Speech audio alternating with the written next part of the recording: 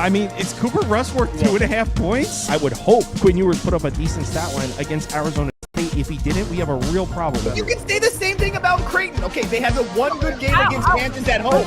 When Toast talks about the kicking market, it's like some earth is flat shit. Andy, true or false, this is going to be a dog walking. Dog walking. This is my dog walking of the day. I think it's going to be very ugly. Dog walking. I think this is going to be ugly. Hey, get the sauce. Greetings. Happy Tuesday afternoon to you all. Hope you're all having a nice day. Hope you all had a nice Monday night.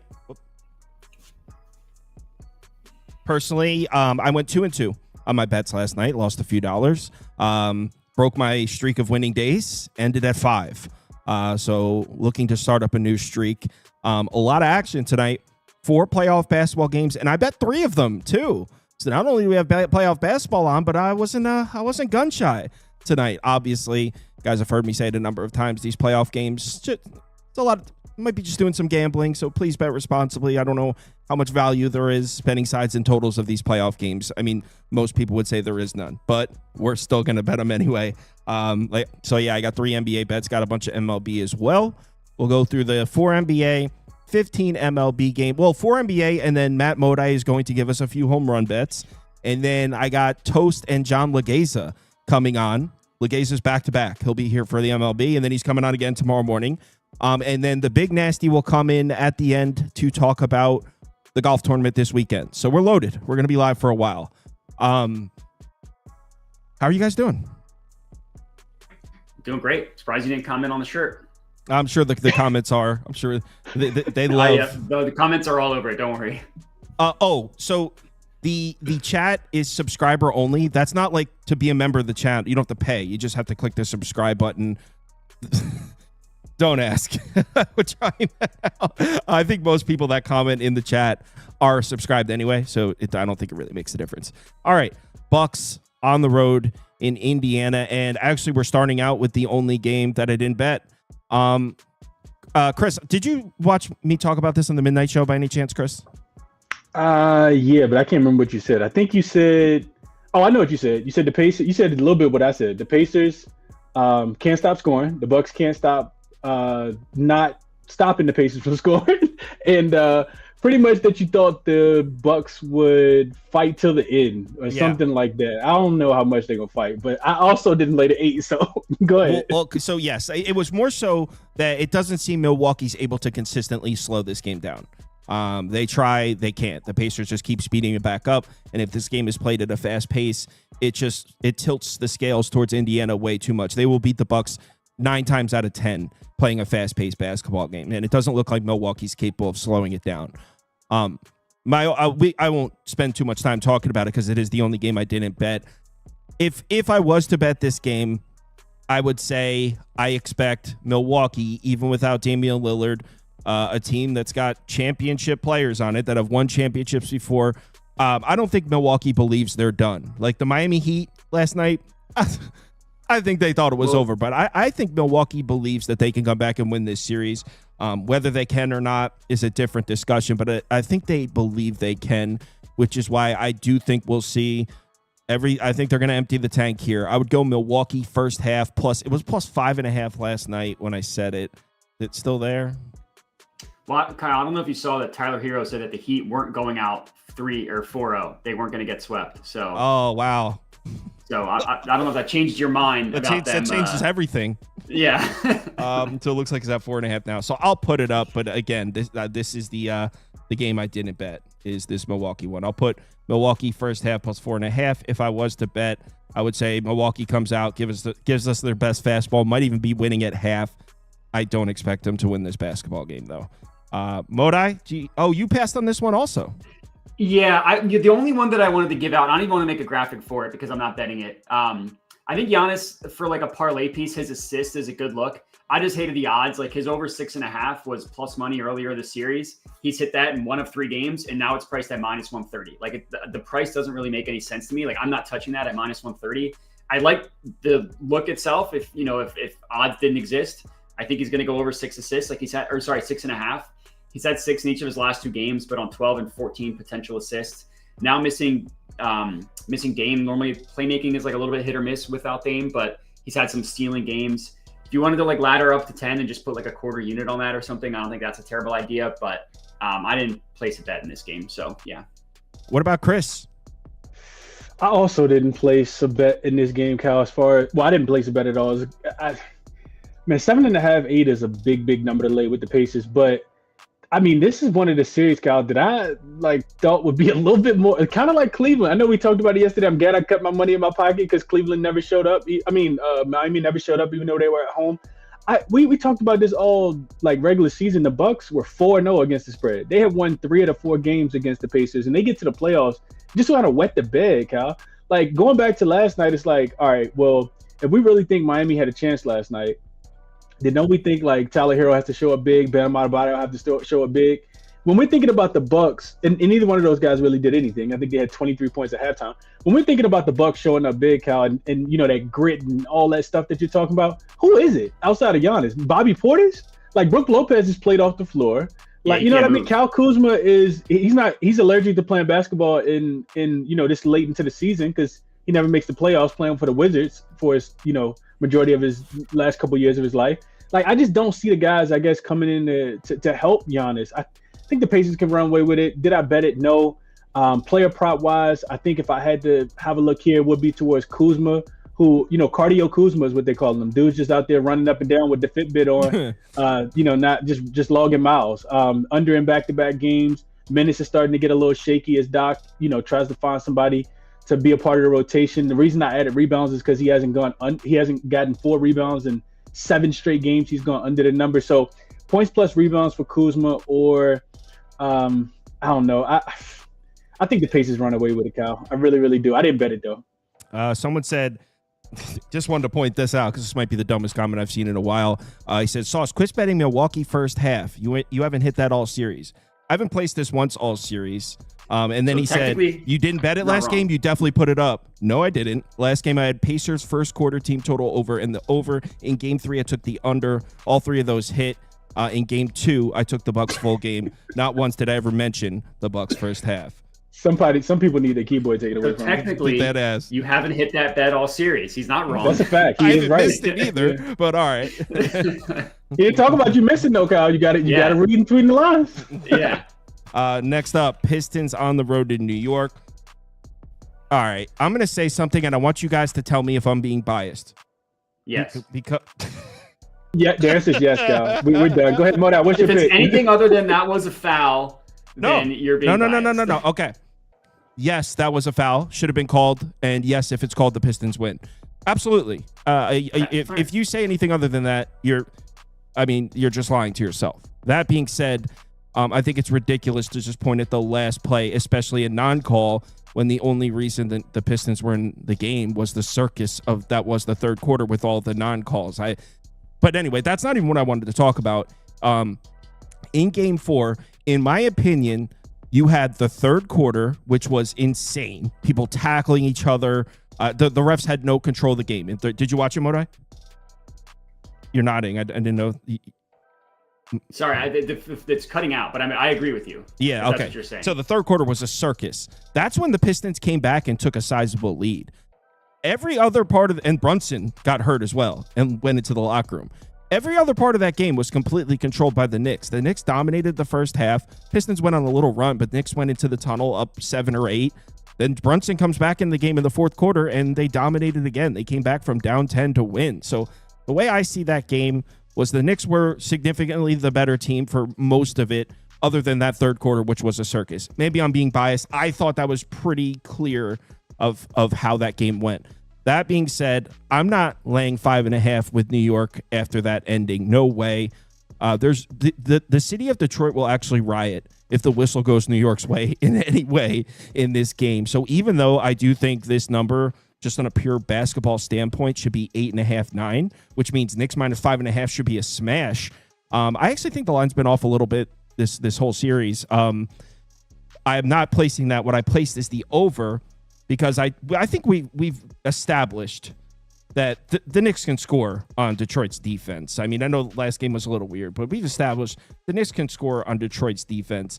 I think Detroit's going to get the benefit of the whistle in this one.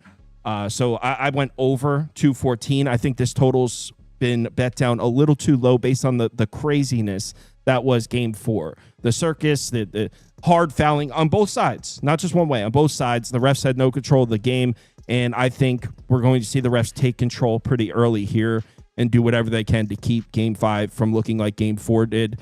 So I think we're going to see Detroit with plenty of trips to the foul line, and we know the Knicks can score on the Pistons. So I took the over at 213.5. And here we go. Jack Malloy. Agreed. Pistons fan here. Y'all played better and deserved to win. That being that, difference between physicality in the paint and on drives versus completely off-putting someone's shot. Yeah. No, I agree. And I think if you're an objective Pistons fan, you know, like, the Knicks were beating us for most of the game. That third quarter when we came back was crazy. I think that's a pretty objective, unbiased take, honestly. I'm on the over here, 213.5. Yeah, the Knicks are clearly the better team. Like, if you just look at, like, give me the top players in this game, it's Brunson, then it's Cade, then the next, 3 players are all in the Knicks. And that's even if you can make the argument for Cat over Cade. So yeah, I don't think that specifically was. I thought you were gonna say something about the foul, and that's where I was. I mean, that's a foul. It's just ironic arguing a non-call when in the third quarter the Pistons comeback was fueled by a play where OG Anunoby got legitimately tackled on his way to the basket. With no non-calls was the only reason the Pistons were even within 10 points. And Brunson getting hurt. The refs had no control that game. It was a total joke. Anyways, so the play that I went with here, and I did bet this one. It's going to sound ridiculous, but it's a classic me play. I took Tim Hardaway Jr. in the first quarter over 2.5. The odds do suck on this one. -130 admittedly is not great, but I did lock this one in. This is a little bit narrative based, a little bit square based on how the game ended. Obviously, like him getting fouled, it not being called. He played well. Last game, he scored 14 points. He shot 4. He took 13 3-pointers. Like, that's the biggest thing here. It's just the volume. And the first quarter, like, he's just going to come in and chuck. Like, he's taken 2 or more 3-pointers in every single first quarter of this game. He's hit it in 2. He's lost it in 2. And he's done it literally in every other game. That's just kind of like how it goes with a shooter like Tim Hardaway Jr. But him putting up 13 shots last game, I think he's going to put up a ton. He plays 6 to 8 minutes in the first quarter. So I like the Tim Hardaway Jr. just coming in and immediately making a 3-pointer. Not immediately, but at some point in the first quarter, making a 3-pointer. And then I also like Mikal Bridges to bounce back. He's had a slow start in a lot of these games. I think he, last game, he only took 2 shots. He made one of them. I think he's going to be a little bit better in this one. So I also like Mikal. I didn't bet that one, but I like Mikal over 2.5 first quarter points because that line is -115. And it's been priced at 3.5 this entire series. So like it dropped a full point because of one game. I think it's a little ridiculous. So official bet, THJ, and then the lean would be Mikal. I'm bringing this comment up because I like this comment. Said, I find it funny. Let me put it on the screen so we can read it. Find it funny people always complain about the NBA being soft, but when the refs let them play hard, everyone complains about that. Not saying you guys. Oh, absolutely. Welcome to the land of sports fans. They complain that the NBA, and this is just NBA. I'll give you another perfect example too. They'll complain that the NBA is soft. When it gets physical, they'll complain that there's no control in the game. It's like in the NFL. They'll complain about the refs throwing flags for pass interference, roughing the passer. They complain that the refs throw flags that help the offense. But then when they let the defense play and you see a physical game that's 16-10, they complain that the game was boring. It's like they're just going to complain no matter what. That's welcome to sports fans. I like that comment. Chris, what are your thoughts on my over? I like that comment as well, Kyle. I think the other thing to add is if your team is involved, right? How does it benefit your team or does it hurt your team based on the physicality? Like if your team is physical, it's like, yeah, let them play. And if you got a finesse team that you like, it's like, whoa, they're fouling every time. Look at my man get his hand taken off. So yeah, I agree with that. Man, Kyle, this is another tough game. I didn't bet this one. You're over. I guess, yeah. What do you mean you guess? That's a fucking smash, bro. Here's the problem I have, Kyle. And I came into this series thinking that Detroit wouldn't struggle to shoot the 3-point shot. And you thought that the Knicks were going to be this lockdown 3-point defense. And I was like, you're right, Kyle. Like they are running teams off the 3-point line, towards the end of the season. However, whenever the Pistons play against you guys, they always end up making threes. They shoot the ball really, really well. And then all of a sudden, Tim Hardaway Jr. goes 1 for 8. And then Malik Beasley. We're looking for Malik Beasley. Who knows where Malik Beasley is? I mean, the guy has been an absolute no-show after hitting 6 threes in like 4 games against y'all during the regular season. So, I mean, that scares me a little bit. I do like the idea of what Thibodeau is doing on the defensive end. He's taking the ball out of Cade's hand. Cade has actually gone under his points prop in 2 back-to-back games, and both of those games were in Detroit because they're making Jalen Duren have to score the basketball versus letting Cade get going. So, Moda mentioned it at the top. It's like, you know, the players 3, 4, 5, and 6 probably all play for the Knicks. I don't think that we can disagree with that at all. I think that you guys win the game, Kyle. If I had to bet it, it would be Detroit early. I would play first half plus the 3, thinking that they can hang around early. The problem is I just don't think that they're going to like be able to close the game. If you go back and look at the last game, the reason, in my opinion, I'm not even looking at the fouls that you were talking about. In my opinion, the reason why Detroit lost the game is because they couldn't stop turning the ball over, for one. They had 19 turnovers at home, right? This is not a hostile environment. You're at the crib. You can't have 19 turnovers, and that's when it goes back to being like a young team. You got the Thompson twin out there. You got Cade out there. It's his first playoff game. So yeah, the turnovers really hurt. And then when they got up by 8 or 9, they started playing as if they didn't want to win. I mean, if they didn't want to lose, they weren't running in transition anymore. Like it just started being very slow. And we know Brunson just won Clutch Player of the Year. So will he, absolutely take control of a game? He went to the back and got a new ankle, came back and just scored 15 points. Like it was nothing. Like he didn't even leave the game. So I say all that to say I worry about Detroit full game. I think that there's a path for you guys to win and cover late, but I think Detroit comes out with their best fastball, as you would say, Kyle, early in this game. I would take Detroit first half. One thing I want to say, because this may be the last time we talk about the Pistons this season, and we'll move on. This isn't going to be long. Cade Cunningham has earned my respect, not because of his talent. We already knew he was talented. We knew he was talented at Oklahoma State. This isn't us just discovering Cade Cunningham is a beast. The way he's handled this series, man, if I'm a Pistons fan, I'm pumped. Like there was a fight breaking out. He's getting his guys out of it. He's completely composed. When he hit that, it was like a step back 15-footer to go up 4 in game 4. It was a big shot, and at the time it was looking bad for the Knicks, and then Brunson and Towns did some circus shit, but he hit like a really clutch shot, completely emotionless, like nothing but business. And for a young player in his first playoff series, in that moment, I was impressed. The dude is a superstar.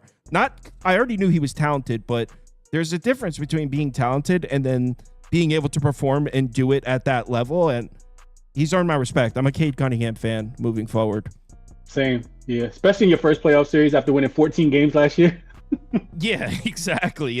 And in this series too, this series is a circus, and he is just cool, calm, and collected.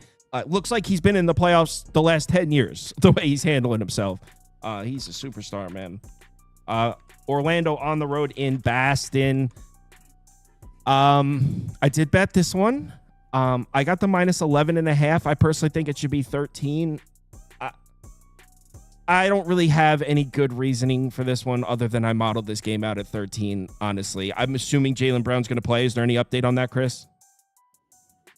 Not anything that I've seen. Let me double check real quick. He's been questionable. He's been questionable. Yeah, he's been questionable the last 2 games. So I think he's going to play.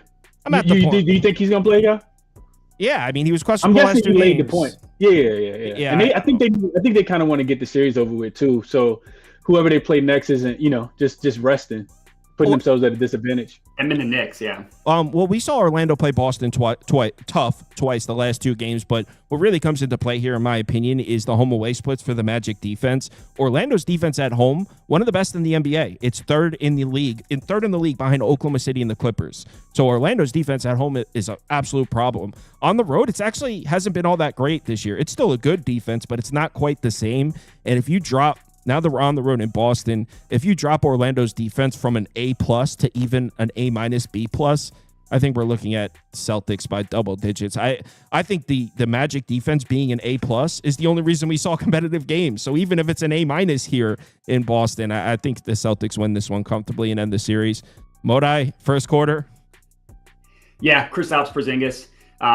The only game that he didn't cash his first quarter point prop. Or no, sorry, he missed it in the first 2, and then he's cashed in the last 2. That's what it is.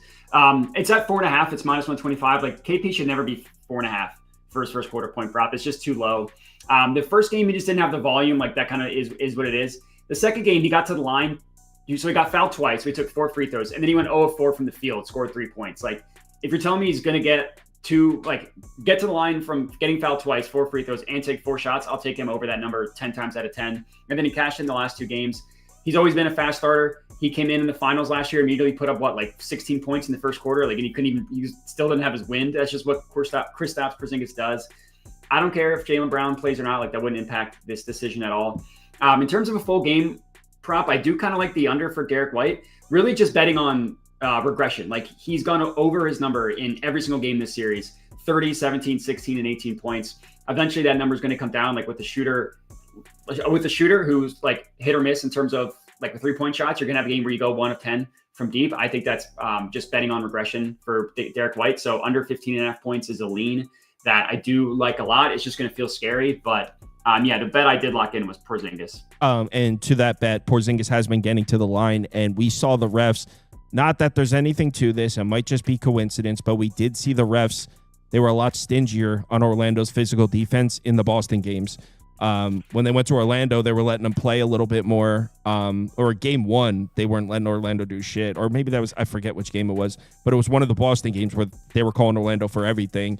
And if Porzingis might attempt 8 free throws in the first quarter if they're calling the game like that. Chris, what do you think? I think to your point, Cal, because I was trying to rationalize that, right? I look at the box score and I see that Boston shot 34 free throws. That's the game I'm talking about. Yeah. Boston doesn't. When does Boston shoot 34 free? Boston can't shoot 34 free throws because they only shoot 3-pointers. So it's not like they're going down there getting fouled. So here's the thing, though, Kyle. Orlando puts all that pressure on the outside, right? So Boston has to get out to get to force them off the 3-point line and to take some of those tough twos, and that's when they're getting absolutely hacked because Orlando's out there playing football, kind of like the Detroit Pistons and the New York Knicks are.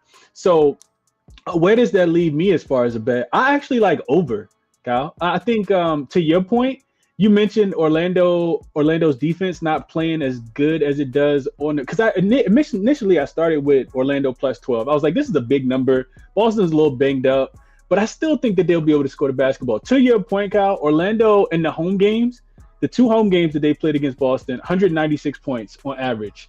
They're 196 points on average. The 2 road games, they're averaging 209 points. Well, I'm sorry, 199 points. So a little bit more. The defense is giving up 106 to Boston. I know that this does not necessarily set up for a good recipe for over 2 slow-paced teams, but I think you played this one game, Kyle. Orlando's team total is 92.5. Yeah. like it's kind of laughable how low their team total is. They've scored 93 in 3 straight games. I do think Boston will be able to, knock down some shots. Their bench played really, really horrible. I think Sam Hauser was the only person who scored and had just 6 points last game. So I'm expecting Jason Tatum to show up again. And I don't know if he needs 38, but I think Derek White will still be able to knock down those shots. Kind of disagreeing a little bit with Modi. Al Horford, out there, he'll still be able to score. I want Jaylen Brown in, but I think with this low total, I think that we do see over. As far as trends, double-digit home favorites looking to close out a series are 21-12 to the over. That's 64%. And then those games are 11-4 to the over if the total is lower than the previous total as well. So I like over. I almost wanted to bet Orlando team total. I think they get to 93. Also, last thing, if you've watched Boston play Orlando does this weird thing at the end of the game where they're down 8.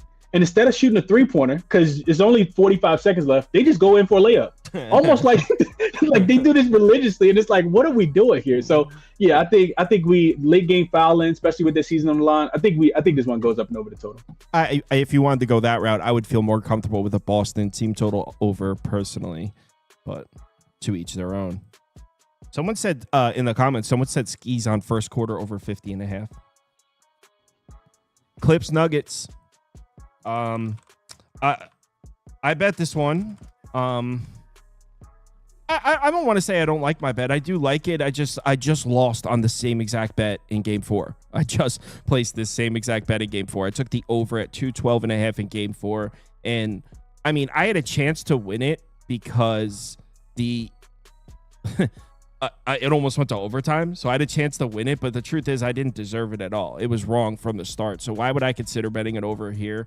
Couple things. Number one, we know the Clippers offense is better than this. They only had one good offensive game in this series, and it was game 3. I think it was the one where they blew them out. It was the only game where the Clippers played an efficient offensive game, was game 3. Other than that, they've been struggling on the offensive side, and I don't care if we've seen it 3 out of 4 times. I am just not buying that. This Clippers offense was the best in the NBA down the stretch. Last 6 to 8 weeks of the season, this is the best offense in the NBA. Denver has not been a good defensive team all year.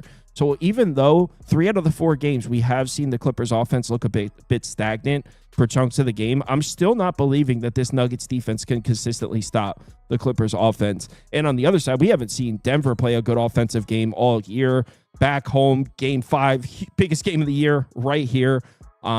Think we could see a big one out of Jokic. I think we finally see Denver hit some shots. Their shooting numbers are terrible in this season, in this series. I know the Clippers defense is official, but it's much better at home. So I just think we haven't really seen either offense hit their potential yet. Not to mention, when I bet this in game 4, it was at 212.5. It's down to 208.5. So we're even getting 4 extra points. I think I get the bet I missed on game 4. I think I get it back here over 208.5. Modi. Yeah, you kind of said what my play is. It's Jokic 30+ points. That's at -108 at FanDuel. I just think that Jokic knows that their offense, nobody can do anything. Like Michael Porter Jr. played well last game, but he's got one shoulder. Russell Westbrook, even if he plays, he can't, like, he's not an offensive force that he was. Aaron Gordon, Christian Brown, like none of those guys can really do anything. And Jamal Murray is so hit or miss. And I think Jokic knows that, like, the only way that they have a chance in this series if he just scores 30+ points. The only game that happened this series was last game, scored 36. He did that going 3 of 6 from deep, but even if he doesn't make 3 3-pointers, I still think he can get there. I just don't think that the Nuggets offense can do anything. I think it's just going to have to be Jokic. And you kind of saw that in the second half when they blew that lead. Like, Jokic is doing everything for them. And when he wants to be aggressive, he can score. Like, I get Zubac is tough in the post, and they sometimes send doubles at him and stuff, like when he airballed that last shot. But again, I just think that Jokic, like, the only way for them to even have a chance in this series is for him to go nuclear. And I think, and Jokic doesn't always want to be aggressive, only when he knows he has to. And I think that situation's tonight. So that's why I went with Jokic. Chris, who goes up 3-2? The Clippers. I like the Clippers. I've been, if you watch Ski Show, him and Rob always talk about standing up straight and just leaning. When you're not that confident on a play, I like the Clippers a lot. I'm standing straight up with the Clippers today. I'm on the Clippers. I bet them on the money line. Later 1.5. I honestly don't think it really, really matters. I watched game 4. It was game 4, right? Yeah, I watched game 4. And I just think I know that the Clippers offense hasn't looked that great. I just think that their offense looked really, really bad. I mean, what they were doing to Chris Dunn, he started the game like 1 for 6. He finished the game like 1 for 9. I'm just expecting I like the Clippers because the defense is a lot better than the Nuggets. So if it comes down to needing to stop, as long as Aaron Gordon isn't, catching the ball and tipping it in with 0.00 seconds left, I think I'll be fine. Like, I think they did get the stop. That was great defense that they played on Jokic. The problem was, they came out and played with their foot a little too much. You got the big home win in game 3, right? Win the game by 30-something points. And then you come out and Denver punches you in the mouth early and you're playing from behind the whole entire game. So you have to fight back a lot more. We've seen them win in Denver. We've seen them win in Denver during the regular season. They should have won game 1. They should have won game 1. I was going to say we've all seen them almost win game 1. And then you go just look at some of the numbers, Kyle. These things mean a lot to me because trends mean what they mean, right? But when you see certain ones, it's like, whoa, that really stands out a lot to me. The couple that make the most sense to me, read off a couple. So home dogs, the Denver Nuggets, who previously won as a dog in the first round, are 14-40 straight up, 16, 36-2 against the spread, just 4-19 straight up and against the spread since the 2017 season. So these road favorites who are tied 2-2, right? And you're on the road and you're the favorite. 8-2 straight up, 8-2 against the spread. Denver, we saw just 3 times this season be a home dog after traveling from a road game. They went 0-3 in all of those games. And then the biggest one that really stuck out to me, I saved this one for last, was just when you lose as a favorite, but then the books have you, or the market says that you're supposed to bounce back in the next game and you're a road favorite, those are the teams you want to bet on. 70-31 against 70-31 straight up. That's 69%. I'm on the Clippers pretty big in this one. I think that they win the series, and I think that they win this game. So yeah, Clippers today. I need them. If it makes you feel better, if I was to bet aside, it would be the Clippers, but I am sticking with my over. All right, Modai, before you leave, let's hit the song. And it makes you feel down. And it makes you feel down. And it makes you feel down. Down. Down.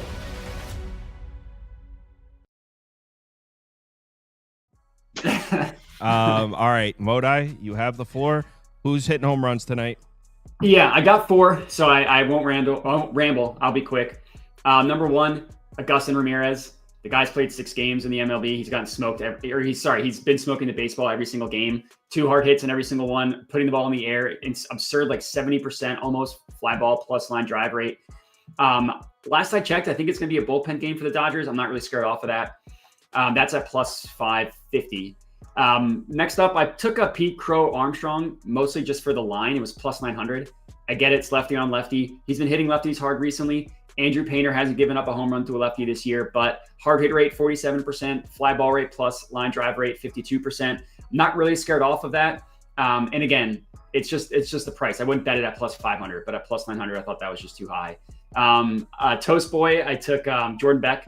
Plus 525. He wants to be kept secret. Jordan Beck. He hit 5 home runs in 3 games, and he hasn't hit one since. But he had 3 hard hits yesterday, 2 doubles, 2 of them off the bat, 105 miles an hour or faster. Even the 2 games prior to that, he had a barrel in each of those games. Like one of them was a sac fly that traveled like 380 feet. Don't be scared off of the fact that he hasn't hit one recently. I mean, recently being like 3 games, so it's not really that recent.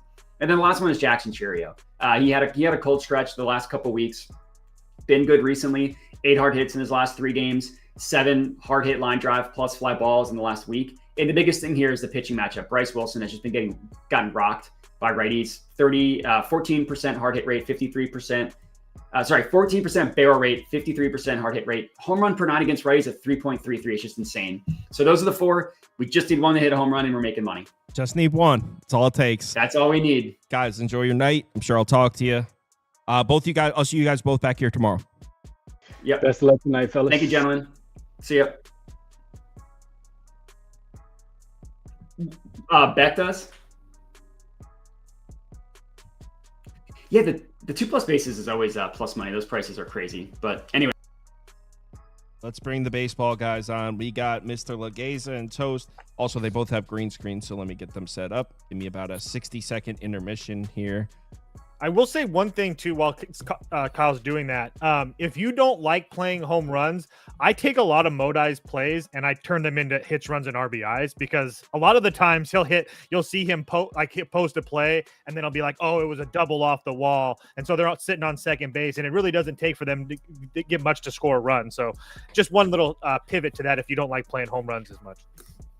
All right, John's green screen is red. Let me tweak that a little bit. It's tough because everyone has a different shade of green behind them. I know. I mean, there's nothing anyone to do. Well, all of us, me, you, everyone has a different shade of green, so I have to tweak it. I've been trying. I shut my shades. I've been trying to make it like close to the same every time. My wife is tough. Like anal about it. Yeah, I bought black shades so the no sunlight gets in. So mine is pretty close, but I also like put effort in to like. But anyway. Let's get this Jackson Churio pick down. We got a lot of games, so why don't we get right into it and start with Minnesota, Cleveland, and it pains me to say this, but Toast was right. I said I like Cleveland last night. Toast said don't bet it. You can get a much better number tomorrow, and he was spot on. It's down to minus 130. I haven't bet it. This isn't one of my baseball bets, but I do think Cleveland wins. John, me and Toast already talked about this game last night. What do you think about Tanner Bybee against Chris Paddock here? The padlock. Well, what's going on, guys? Will the real Tanner Bybee please step up? I did not bet Gavin Williams yesterday, but I'm tempted, and I did. Man, maybe I'm putting too much faith in Cleveland, the pitching factory, because a lot of hiccuping going on right there. My main thing, I think, is going to be a running theme today in general. It's like the win day. Today is the win day. Yeah, especially on the East Coast. Yeah, a lot of the pitching, I normally am a pitching guy. I'm pumping the brakes on a lot of stuff. Most of my bets are team totals because that's where I feel the most comfortable with. So when we're talking about this kind of wind, it's 20 miles an hour blowing out to right center in Cleveland, already has a kind of natural boost for the lefties in the first place. So I think it's scoring because I was going to joke around and ask if we thought the Sheriff was any good. But Paddock's really just doing the Houdini thing lately. He's gotten through 5 solid innings a few times in a row at this point, but none of the underpinning stuff is in it, and he's still he's walking a ton of guys, and he's pitching up in the zone and getting lifted. He's trash, I think we're gonna man. get runs in this one. Toast likes Paddock. He calls him the padlock. No, he's just last year. No, John, what happened was last year I went to bat for him when he faced the Dodgers and I won. And so ever since then, I've had a little bit of a soft spot. He for was the great padlock. coming up. He was really exciting. Oh, yeah. That Tons first of year. talent. Yeah. Oh, yeah. So John, actually, you were hinting at Guardians team total over, right? Or just game over? No. I think it's more of a game one. I actually have Minnesota getting to That's what I'm saying. The bullpen also. That bullpen is in a little bit of a free fall. How about for the Guardians bullpen? 51 innings across 2 weeks, 5.5 ERA, 1.5 WHIP, 13% barrel. Yikes, man! Right? I mean, you can't get by on that. They've been in trouble. Who would have thought would be a month in, and Class A would be getting, pitching innings in the 7th or the 8th right now. I just think we're going to get. I think we're going to get runs today. I'm not opposed to that. What I was circling, I think it's more on the Cleveland side with all those lefty bats against Paddock, wind blowing out. I would lean towards the Cleveland team total over. Honestly. Yeah, let's go. I think the 8.5 is funny. Oh, you can get an 8 now. That's the The only line's thing. being This bet whole down? game reeks to me. Like, I just don't understand. Yes, you can get 8s now. You can get an 8 on Bet Rivers. Who cares? But you can get an 8 on FanDuel as well. Juiced at -120. I don't know. That's what I'm saying. Okay, let's just throw that away. Now you have Cleveland. It's a hella reverse line movement game. Everybody in the world's betting Cleveland. If you look at the major betting sites, it's like 85% of the money, 75% of the handle. Everybody's betting Cleveland. The line goes down. The total moves down. Like, I have no idea. I really want. You can put Minnesota up for me. It would only be Minnesota for me. I agree with John. Not only has Bybee been okay, but that bullpen I can't be trusted in. Not that I'm in love with this Minnesota team, but they're on fire right now. And like I said last night, baseball is a mental game. And yes, we're not going to give them very much credit for beating the White Sox and the Angels, but now that they're finally starting to feel like themselves at the plate, they put up 11 yesterday. Sure, you could probably make a case that they don't do that again today, but the total seems way too low for me. I would say over 8 or Minnesota. But People are saying there's a chance of rain in this one. Bet, or one of the games I didn't. Yeah, rain but crazy wind. That's funny. I was asking some meteorologists about if it clears, though. Listen, you were talking to a meteorologist, John? You were texting a meteorologist this morning? Yeah, well, yes, actually I was. I would love to be like, no, I'm not that kind of fucking degenerate, but yes, I actually texted more than one meteorologist today. There's a lot of wind. I wanted to make sure. Again, anyone that's into my stuff, you see when I post the model, whenever I have to make like a manual adjustment, it's assumed at Coors. I'll put like an actual weather emoji because I don't want people to double count it. I've never had this many before. So I wanted to make sure that I wasn't leaping before I look because, I've never seen this many games with 15 to 20 mile an hour winds blowing straight out to the pole side for guys. It's in like a half a dozen stadiums today. So, on top of that, and I'll go really fast, Sauce, because I know it's a long show today. But remember, if it stops raining, and like I've talked about before, when there's clouds in the sky and stuff, that usually brings up the pressure, which makes the ball fly easier. So there's a lot of things that are very good for the over. I'm done with the weather. We're not talking about MB barometric pressure. We're not doing it. Not today. I've had a long day. I played golf this morning. I'm not trying to hear it. I saw that. I'm happy. Man, that cigar look good as hell, man. No shit. Well, yeah, Monty. Always a Monty. I'm loyal. So next up is Yankees Orioles. I'm gonna take a quick piss break, but go ahead, guys. Yankees Orioles. John, I guess the over. I don't know. Again, I have a lot of bets today. And this one isn't one of them. I know everybody in the world is betting the Yankees to come back here today and right their wrongs, but I don't know. Me and Sauce kind of argued about this one. Just a quick answer, I guess. Do you trust the Yankees bats right now? Yeah, I do. I do. Oh, Jesus, I John. do. Get out The your head out underpinning stuff's together. so good. The You're disciplinary a stuff homer. is. You're a homer. No, well, you can ask me about the pitching most other days. It's so funny because I really hate them. I just hate the way they're built. Whatever. That's another story for another day. I get it. That's enough. They have. I'm so sick of talking about Yankee prospects. Of course, right before we got on, I heard Matt dropped the Augustin Ramirez. Most people don't know why he was. Oh yeah, I was gonna say. Oh yeah, I told everybody that he's a Yankee guy. Everywhere you look, it's Yankee guys. Whatever. It's so annoying. They suck. I think. Listen, I hate doing the donkey, the lowest hanging fruit, but the lowest hanging fruit is when there's a lefty on the bump against the Orioles. It's hard to ignore what's gone on there. I mean, and it's not just the small set. I even have the whole year. No matter how you slice it, there is literally nothing. There's literally nothing to like. Toast, Orioles versus lefties on the year. They have 3 home runs. They're batting 178 with a 470 OPS and a .034 ISO. This is out of control. This is out of control at this point, right? Because, we all get lefty splits, and even if there's some tough lefties there. A lot of these Can we meet in the middle? Can we meet in the middle and agree that regardless of what the numbers have shown this year, this lineup in the past has shown that they're capable of getting to lefties? Yes, it's got to happen. It has to happen, but it's been so profitable because the Orioles don't pitch anyway. I get it. I'm not arguing. Yesterday felt like that was like the Sugano miracle game. You know what I mean? Like that game's to be playing on international TV for a decade to come. Like it was. I agree with that, and I think that he kind of pitched out of his mind. My point to that is like I was on a radio the other day talking about Baltimore's bats, and yes, they have been so bad versus left-handed pitching. Again, I'm not trying to argue that, but they have multiple guys that have at least 800 or very close to 800 OPSs versus left-handed pitching the last couple of years. So sooner or later, those numbers got to come up. I'm not going to go through the list, but it would only be Baltimore for me here. Baltimore or the over. The only reason I don't want to play the over is because it seems almost like it seems too easy. I wouldn't be surprised if Gibson came out there and gave us 3 or 4 decent innings tomorrow. I wouldn't. Yes, or today. You don't like the Yankee offense. Wow. Yeah, he's saying it's streaky or some shit. Feast or famine, dude. It's so feast or famine, bro. Yeah, I've made the Peyton Manning cult comp here before. I have. John, did you have... They're going to feast on terrible pitching. They're capable of hanging 18, but we've had them get shoved. They've gotten shoved a couple times. Gallen went in there and shoved them around. Listen, they strike out more than maybe Yankee fans are used to. But that said, they're not chasing, and they get a ton of barrels and hit the shit out of the ball. So they have big innings. John, they have guys running scared at times. John, do you have anything you like in the game? I didn't put a graphic up or anything. Mine would be just Yankees. I didn't really touch because I couldn't really get to the Yankee run line. I think that's where it is, Well, last night when we were looking at it, I should have grabbed the -142. But I'm not going to bet it now at this price. So. That's what I'm saying, and I can't. It's very difficult for me to pay juice on a full game run line. Also, it's not. I shouldn't say it's a hard and fast rule, but I'm seeing -108, -110.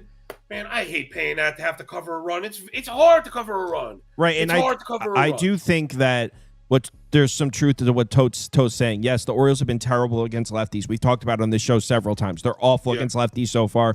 We're the mathematical equivalent of being in week 2 of the NFL season, and the Orioles have a couple pieces in that lineup that historically smoke lefties. In fact, 2 years ago, they were the best lineup in baseball against lefties with a lot of the same bats.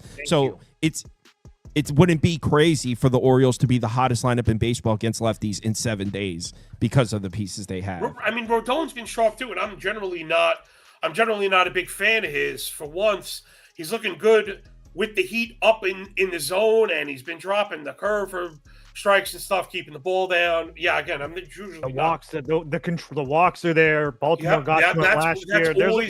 That's always been it. Yep. Me and John could talk for hours, though. We got to get next one. Cubs, Pirates in Pittsburgh. I was talking about.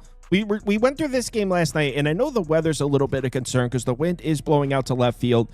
I don't think the Pirates even sniff Imanaga in this game. But that being said, let's give some credit to Andrew Heaney. He looks good, and I know the Cubs fans in the comments, the triggered Cubs fans, you don't want to offend this group. This is the most triggered group of people. Sean Morrow in the comments, look for him. There's just triggered Cubs fans might not like this, but point to me the time where the Cubs hit a good lefty this year. The only good lefty they've seen all year is Luzardo, and they didn't touch him.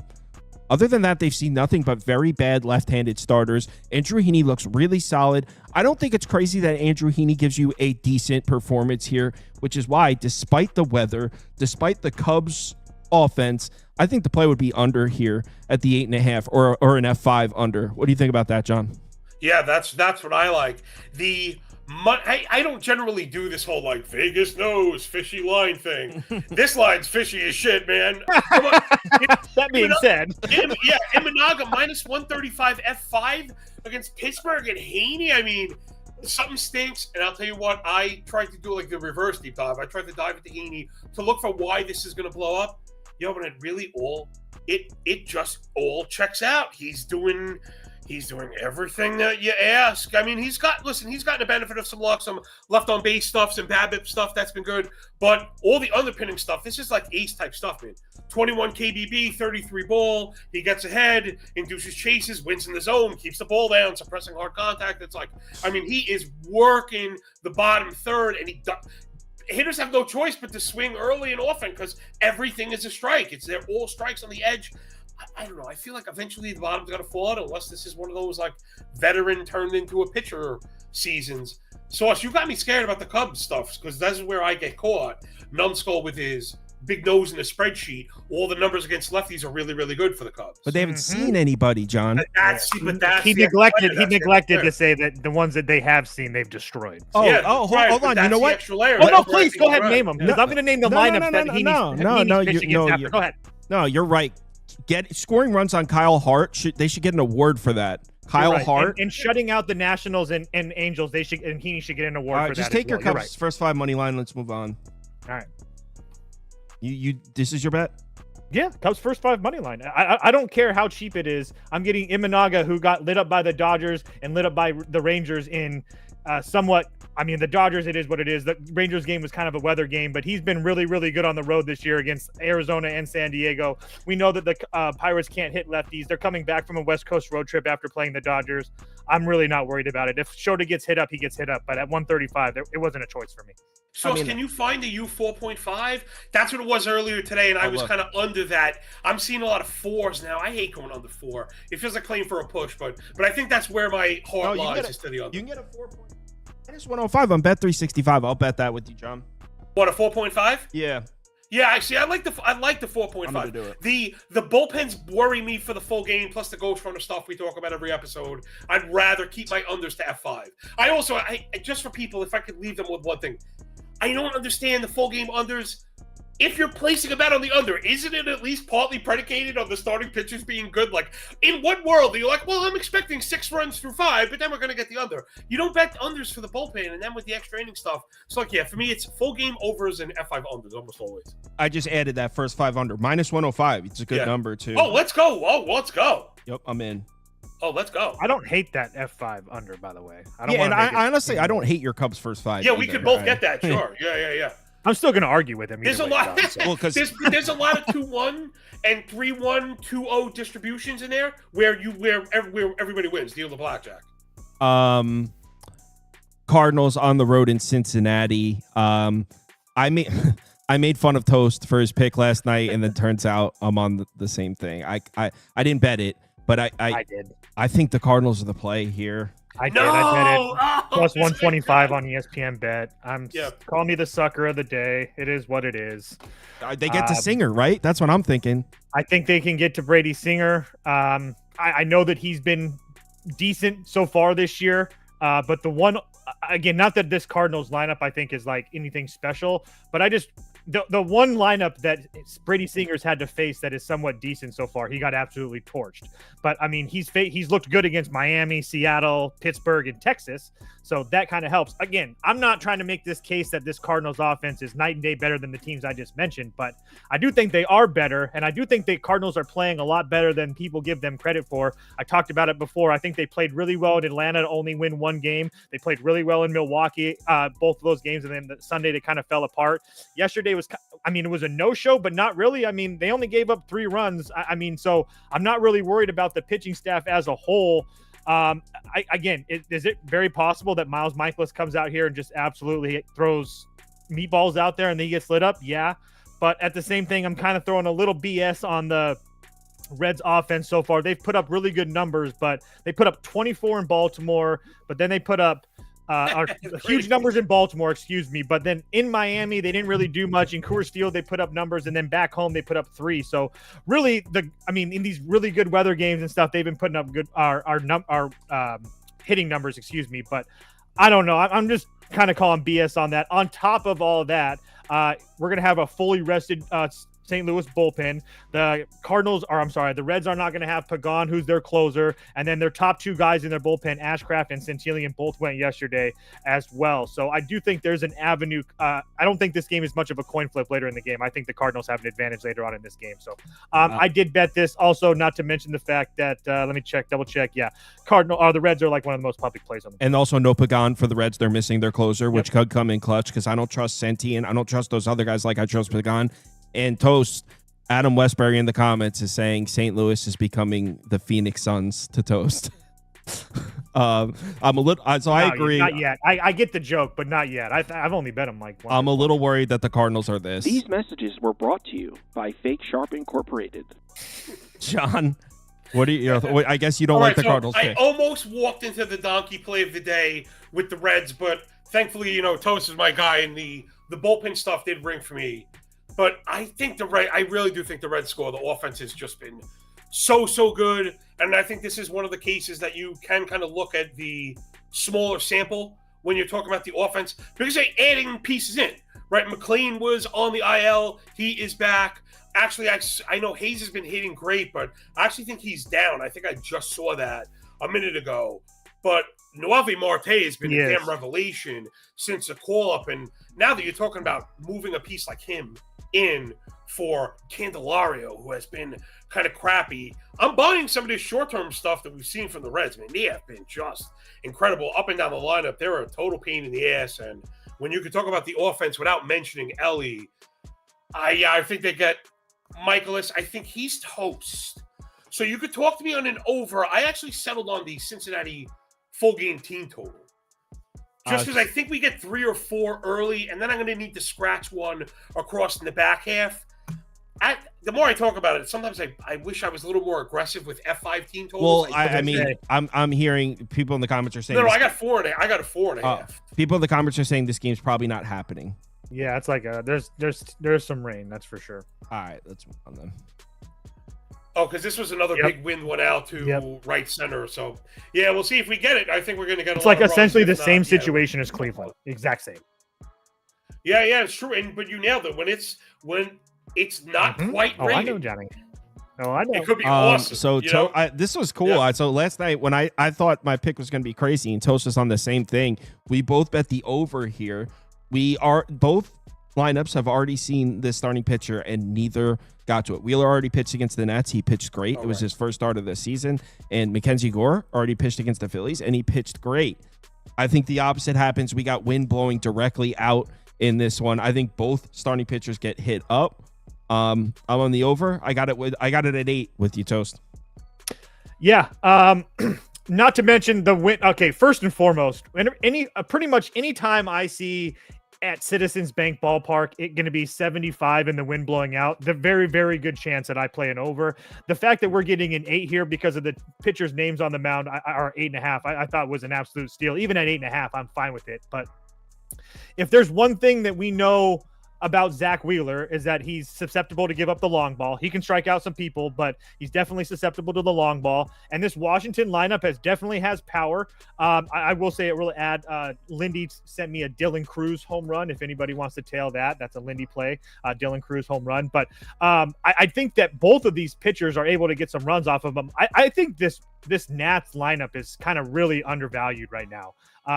They can be hit or miss. I will give you that, but they present a lot of problems, especially with a lot of lefty power hitters in that lineup. And then on top of the fact, they have guys like Ruiz and Bell that can hit switch hitted. So switch hit. I think that gives them a lot of an advantage on top of the fact that they've seen Wheeler a lot, especially the last couple years with them being in the same division. I don't trust the Phillies bullpen as far as I can throw them. I don't feel the same thing about the Washington bullpen. Mackenzie Gore has been great. He hasn't given up a run to the Phillies in his last 2 starts, 12 innings, 4 hits, 21 strikeouts, only 1 walk. he's probably about to give it up today in this nice weather. So yeah, over 8 for me. Yeah, John, what do you think about the Gore Wheeler matchup here? Yeah, I think you guys nailed it. The hitting environment. Again, you guys have such a good handle on range of outcomes and variance and how this stuff really works. People see Gore and Wheeler and they're like, "Oh man, should be a 6 total or something," and it's not the case. If I could find an 8, I don't have any 8s. I got 8. We got it last night. Yeah.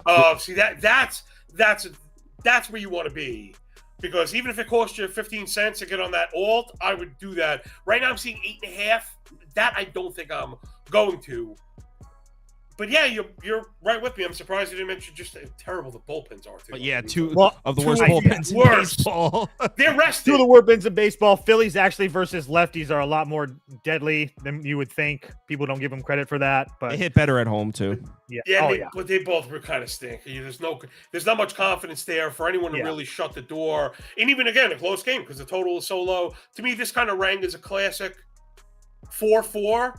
Tie gets you 9, So yeah, if I could get a nice cheap 8, where I don't have to lose on the 5-3, where I could get the push, that few percentage points for sure. Next up, John, me and Toast were both kind of indifferent about this one, so we'll let you lead off on here. Kansas City, Tampa. I said Rays are passed. Toast said Royals are passed. Neither of us really liked anything. What are your thoughts here, Lorenzen, making the road start against Tampa? I mean, I built this freaking model, so I guess I like the Rays. It's funny that half the reason I have this thing is it expresses my mathematical argument. You know what I mean? Right. As nerdy as it sounds, that's kind of the point. It has all the million moving averages and weighted stats and stuff that I want to go after. But Bradley has not been the guy that I think of when I think of Taj Bradley. When I think of Taj Bradley, I'm thinking about swing and miss. This year, it's 10.5. I'm thinking about at least pretty decent control. How about 39 balls, 10 walk, 49 first strike? You can't fall behind more than half a hitter. You can't do that, especially he's not inducing chases. He's putting the ball up. He's losing in the zone, up in the zone. I don't know. And we've talked about hating the Royals offense, which I think they've deserved every bit of hatred. So this is the movable force and the stoppable object. Can we cut Bradley a little bit of slack? His last 2 starts were against Arizona and the Yankees. Fair enough, but it's all season long.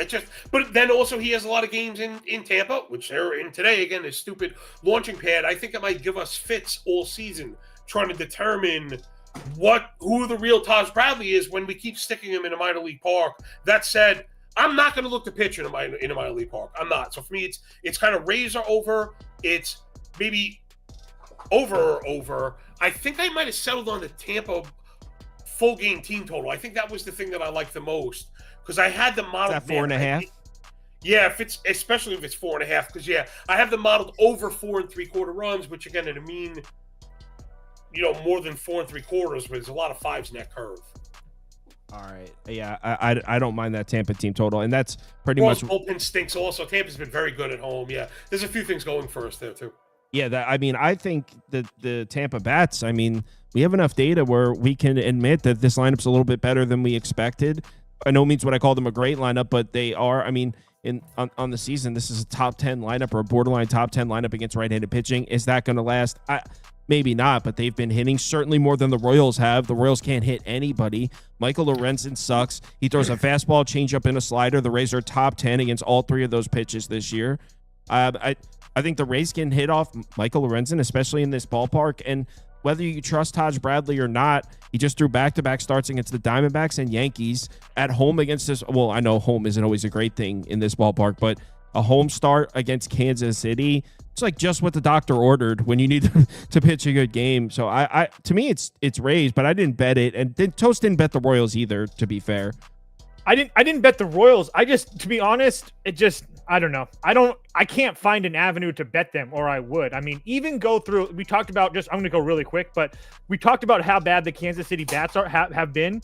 Hunter Brown, Wisniewski, Herman Marquez, Chase Dollander, Ryan Feltner, Casey Mize, Jackson Jobe, Reese Olson, Clark Schmidt, Carlos Carrasco. They're not facing anybody. And then as far as the Rays, they've been kind of, like Kyle mentioned, top 10. And look at the guys that they faced. Randy Vasquez, Dylan Cease, Michael Keane, Corbin Burns, Brandon Pfaadt, Will Warren, Carrasco, Bueller, Tanner Houck. So again, I honestly don't understand why the Rays aren't even a heavier favorite. I don't know.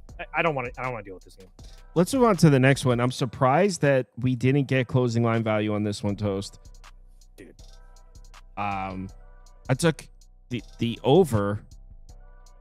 It's still 7.5. In fact, you can kind of almost get the same price. So it looks like you have to pay. No, you can still get the same price I did at over in this one. Here's my thoughts, John. We know that the Toronto Bats have been bad. No one's arguing that. But they just played back-to-back road series against the Yankees and the Astros. Now they get a day off, and they're back home. You get a lefty that they've already seen. I just think there's a lot of factors here where the Blue Jays can actually get a couple runs across against Crochet. They already saw him. Day off, at home. It's a lefty. I like when things change. If you're on a hot hitting streak, I don't like when things change. If you're on a cold streak, I like when things change. And they have like all the changes I like to see. The day off, change of location, the change of arm. And when I see a bunch of changes like that, maybe trends can change too. So I don't think it's crazy that Toronto comes out and scores a couple runs. And I mean, Bowden Francis, Toast calls him a big name pitcher sarcastically. Me and Toast are on the over here, 7.5, right, Toast? Yeah, I bet them. I also bet the Jays at plus 125 once it got back up there. Wow. But go ahead, John. Or I can go first, whatever. You got me on the over for sure. Model is in pretty much full agreement. It's funny, man. You guys are got to be sharp because you're always on the sides that I have people kind of contact me about and ask. Like I got a lot of that today. Like, are you sure? Like, why are we over on this? And I'm over by more than a half a run, which is usually, where I'd even call it playable.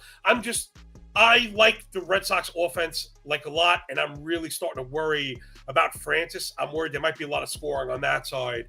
So, listen, for the price, you might have a good chance on Toronto, but it's not heavy enough for me to go up against Crochet in case he is really sharp.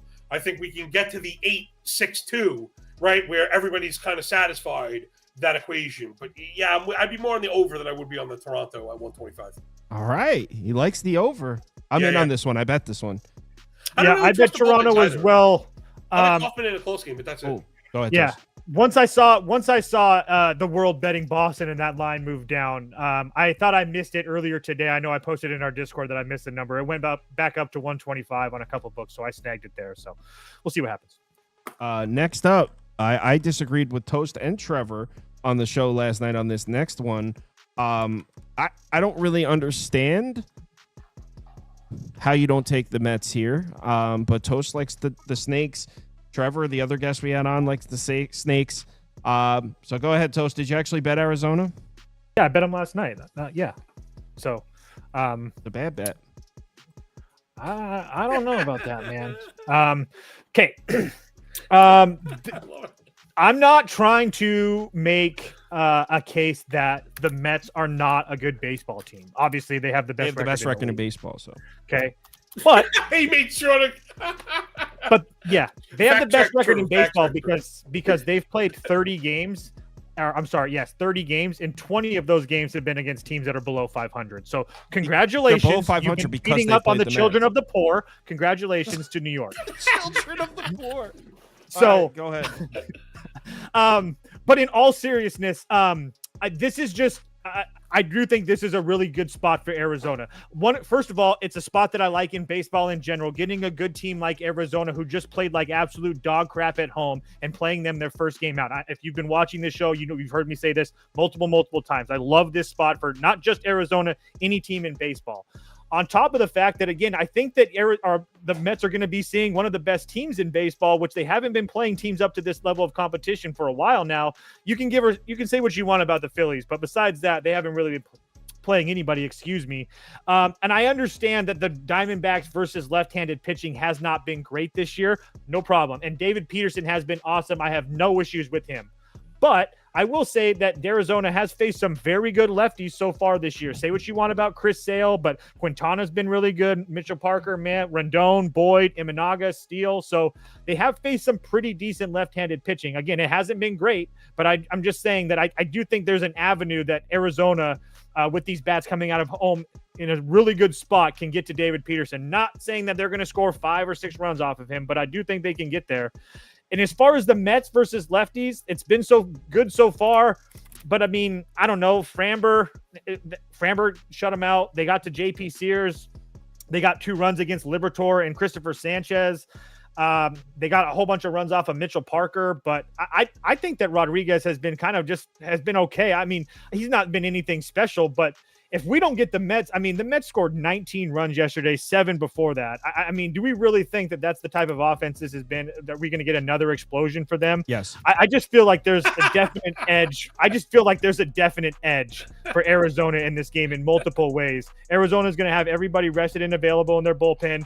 The Mets didn't really use anybody yesterday, so it's not a big deal. But I just think you're getting Arizona. I got them at plus 126. That was just too big of a price to pass on a very good baseball game, or a baseball team in a good spot. Excuse me. Price isn't big enough. So number should be minus 165. I'm getting the better team at home with the better starting pitcher. Also the better lineup against lefties. Better across the board. Should be minus 165. Mets up. John, are you with me? No, not at all. What are you Not talking at all. about? I actually posted this. I posted Diamondbacks F5. I got plus 125 though, so the market's actually coming Wait, you behind actually me. bet Arizona? Yeah, I bet Arizona What F5. kind of New Yorker are you, John? You're in the clouds, Yeah. Sauce. Yeah, the price. I mean, I don't know. I think this version of Eduardo Rodriguez is the best version of him. Right now. The 4.4 ERA meaning very little to me. Expected ERA and Sierra both at 3 or below, 22 KBB.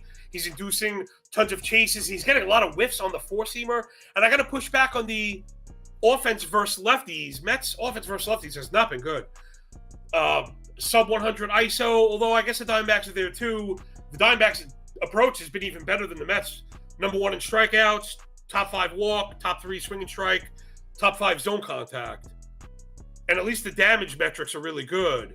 405 xCon, 321 xWOB. I mean, I don't know, the Mets have been really a ground ball machine versus lefties and kind of losing in the zone, maybe being a little bit too passive. I usually do like Alonso whenever he's facing a lefty, but I don't know. Filthy Erod. Healthy Erod's pretty good. Or I guess it's not healthy. It's mind right Erod, right? He was out with... There you go. Mental health. Yeah. Erod will not see the 5th inning in this game. Will not see the 5th inning? Oh, come on. Maybe if you tell me you won't see the 6th, and then you're going to eat afterwards, I'm fine with that.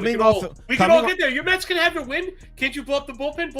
Coming off that Let me game... eat. Yo, Sauce, can we eat, bro? Can we win a F5 over here? Can we eat? Coming off that game against the Rays, I watched that game. He was great. They stretched him out. He almost pitched a full 7 innings. He's going to be out of there quick. I mean, he's not ready for Citi Field.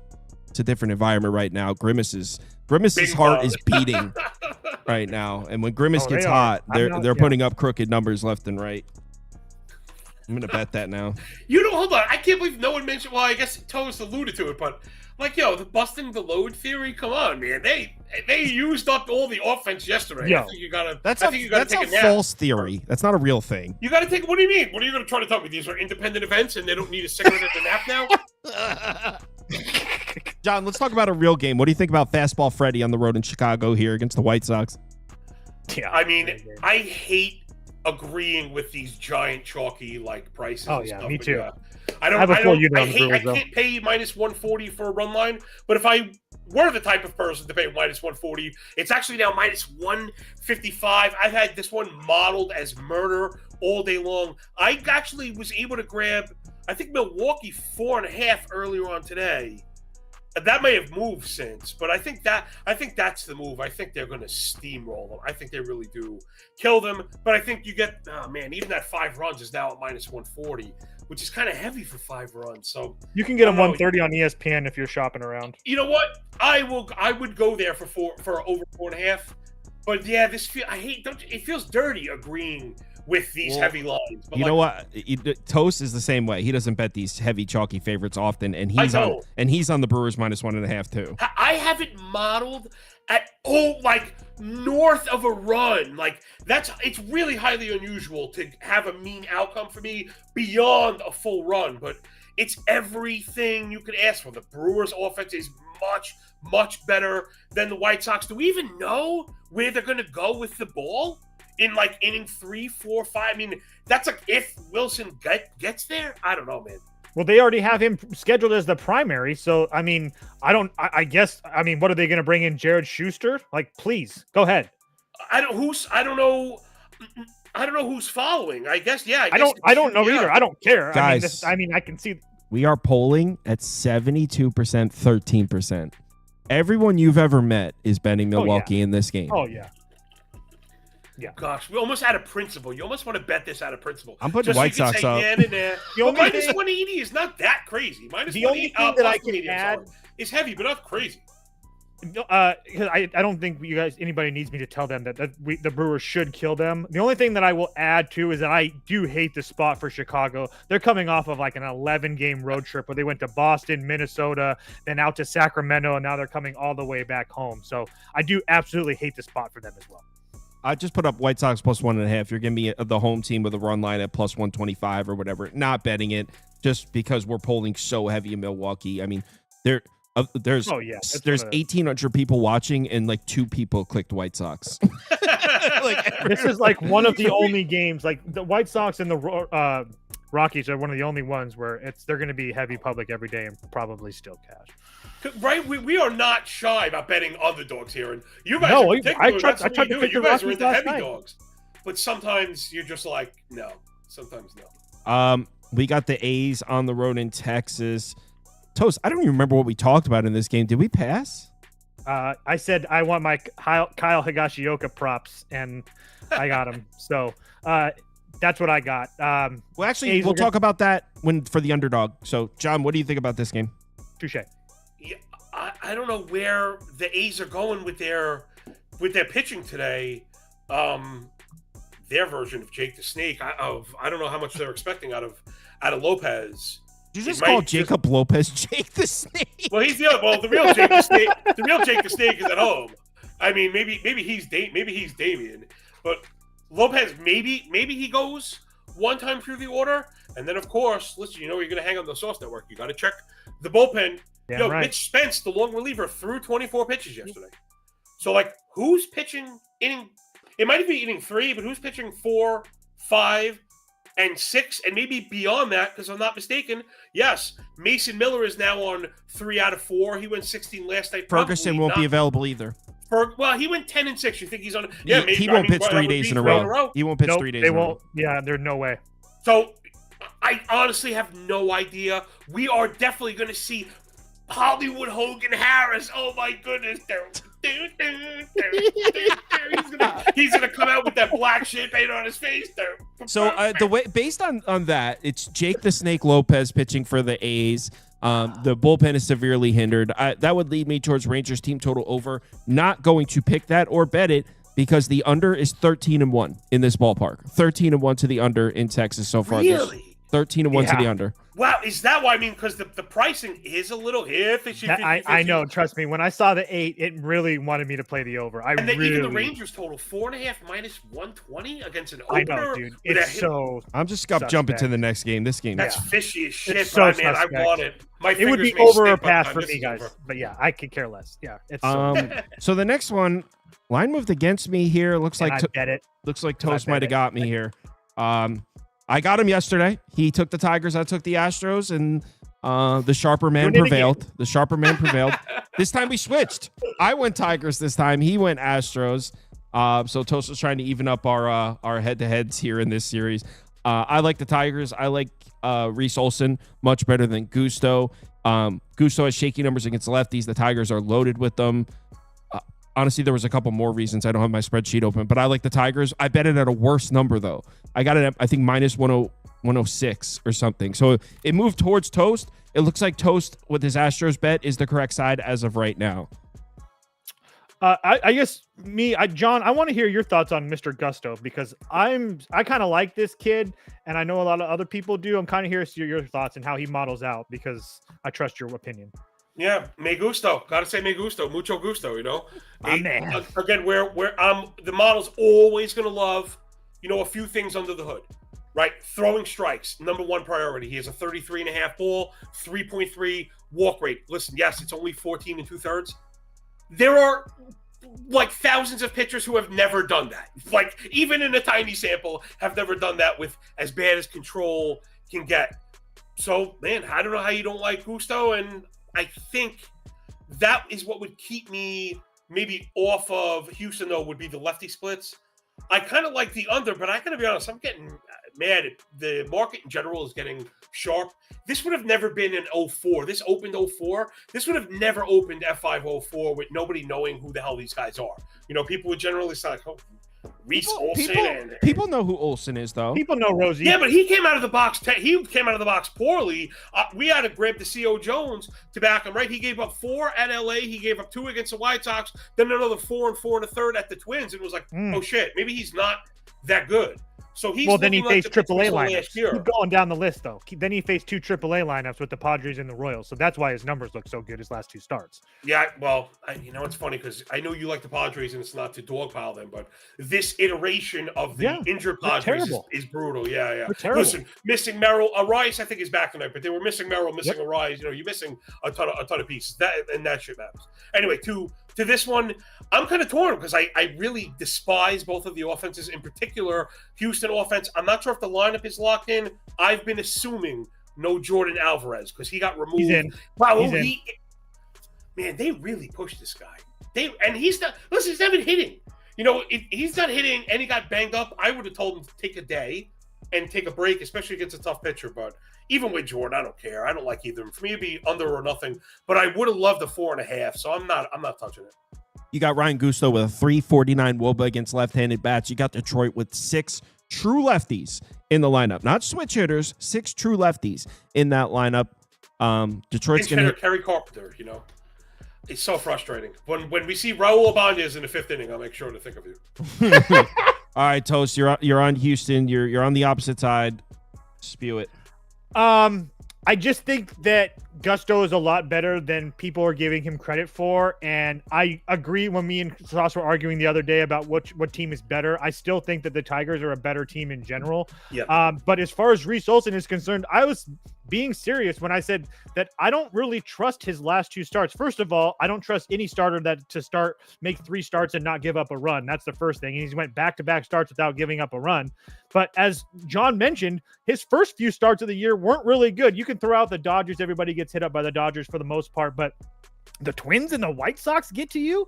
And he then walked 3 White Sox also. That was bad. And he walked 3 Twins too. So, yeah, and then on top of that, so then he gets to go home and play these early start games against the Royals and the Padres, 2 offenses that are literally AAA offenses. And you have a Houston team that's finally starting to play well. I know that Alvarez hasn't been hasn't been playing well in general, but over the last week or so, he's really starting to kick it into gear. So I feel like I have an Astros team that's offensively starting to heat up a little bit. I will give you that the bullpen situation isn't ideal. You're not going to have Brian King tonight, but Hader and Abreu and Scott should all be available and good to go. So as long as Gusto can get me through 5, and then we can figure out the rest with Caleb Ward or something like that, I think we're going to be okay. So I also am not 100% sold on this Detroit offense versus right-handed pitching. I don't have a lot of, I guess, better than numbers. Houston's. I 100% agree. I was just about to say I don't have a lot of numbers to back it up or even make a case that they're better than Houston, but we'll just see what happens. But yeah, I do like Houston. I did get them. The right hand hitting numbers, especially as of late, you know, last 2 weeks they're in the toilet. It's really bad. Well, that's what I'm saying. Toast is like, oh, Reese Olsen pitched against 2 AAA lineups in San Diego and Kansas City. Yo, what do you call Houston? Same shit. Yeah, you know, I mean. You know, I'm looking at it right now. You know, these 2 teams combined for 652 plate appearances, 326 each.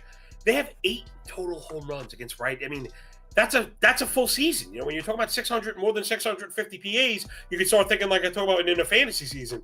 To be an 8 homer, sub 600 OPS, sub 100 ISO, it's brutal right now. Brutal for both of these squads. So.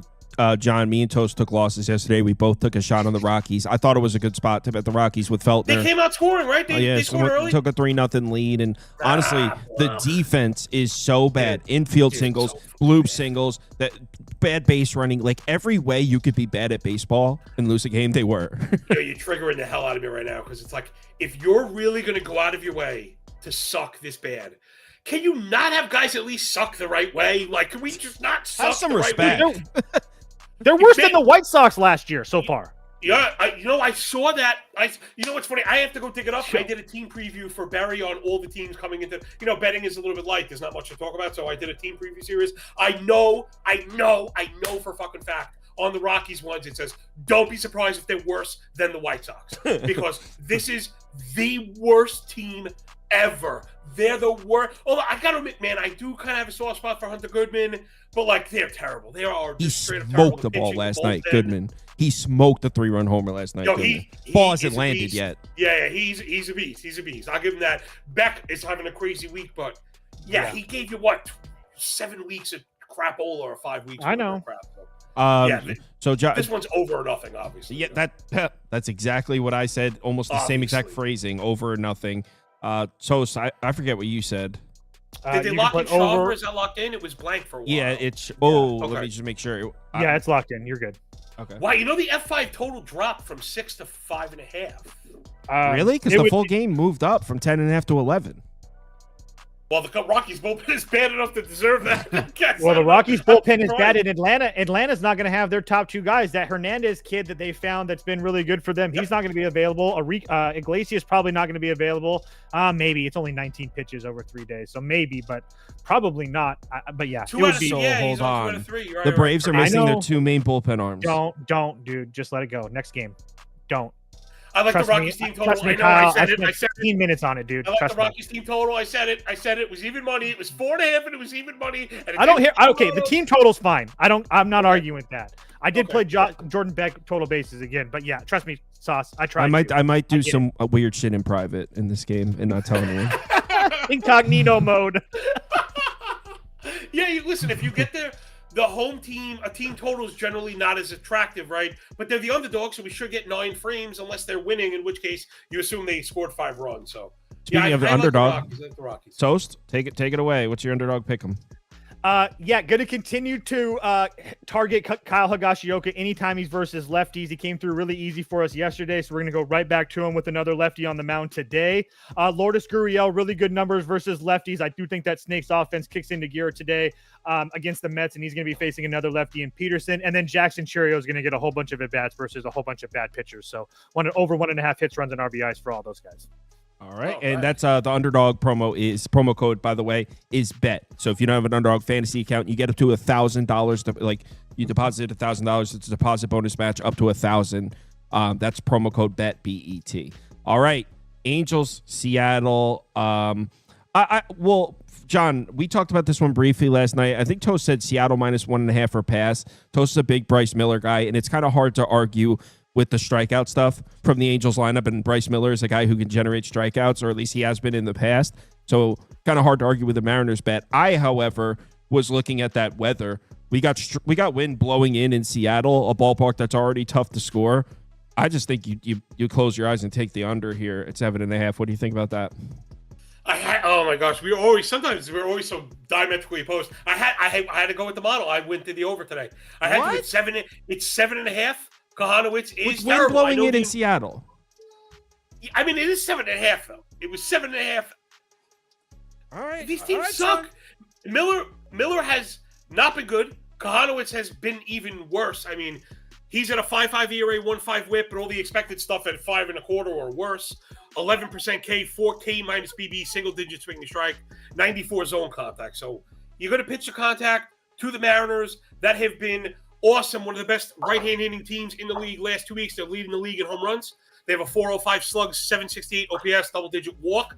They're on and the it's road. all the pull, all the hard hit stuff, all the barrels. They're raking, and LA really stinks, and the bullpen really stinks too. And Miller, man, I like Miller too, but I was almost ready to do the eulogy on my show this morning. Because Miller's been awful. What? Miller, Jesus, John, relax. Can we relax for a second? Toast likes Miller, dude. He doesn't pitch well on the road. He had 2 bad starts against one against Boston and one against the Giants. Can we pump the brakes on he's bad right now? Does he have a little bit of control issues? Sure. But he's also trying to find a couple new pitches. 6 innings. He has not had a single game with fewer than 2 walks. And that's been the main thing, is the command that we used to hang our hat on with Miller. He was a guy that you like. He was an under 1.5 walk guy. He might have even been an under half a walk guy at one point. And once the control starts to spin out of whack is when a guy loses me. He's not out forever, but I took his key away. He's not sleeping in the yard forever, but he's out in the grass tonight. It's nice outside. All right, John, I like that under. John likes the over. All right. Man, the Angels offense. So I'm looking at it now, like hoping that there might have been one redeeming social quality from the Angels. They're legit. Isn't. It's so like it's almost like I said I don't normally do. Oh, they do. They have to eventually hit. Somebody has to hit. It's a freaking pro team. Also, you guys know that I'm just really quickly. I know we're going to move to the next game. You know I'm weird with the Mariners.